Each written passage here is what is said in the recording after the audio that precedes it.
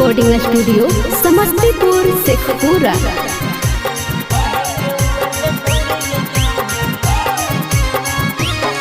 आगे चढ़ल हलो कैसन गरमी जिंदगी कर ले नीतावाहगे। चढ़ल हलो कैसन गरमी जिंदगी कर ले नीतावाहगे। पढ़े के उम्र में छौड़ी गे काहे कर ले नी बियाहगे। पढ़े के उम्र में छौड़ी गे काहे कर ले नी बियाहगे। आगे अपन मजा उठाबो ही हमर कहीं नहीं परवाहगे। अपन मजा उठाबो ही हमर कहीं नहीं परवाहगे। पढ़े के उम्र में छौड़ी गे काहे कर ले नी बियाहगे। पढ़े के उम्र में छौड़ी गे काहे कर ले नी बियाहगे।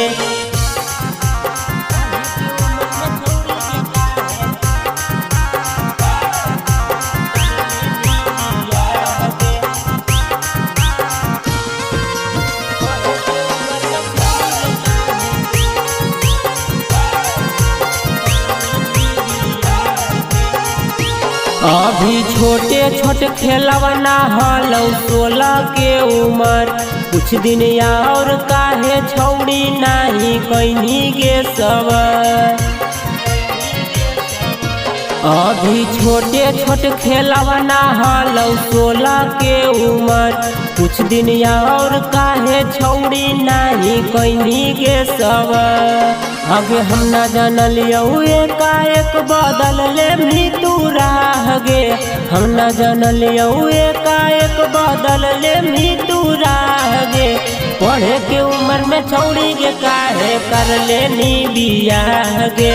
पढ़े के उम्र में छौड़ी गे काहे कर ले नी बियाहगे।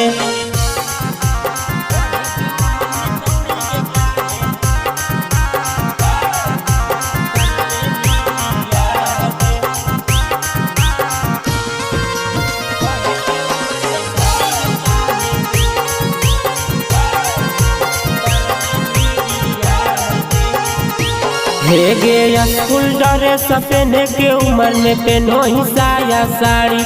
हमारा साथे बताई है पियावा लोड कैल की नई गाड़ी।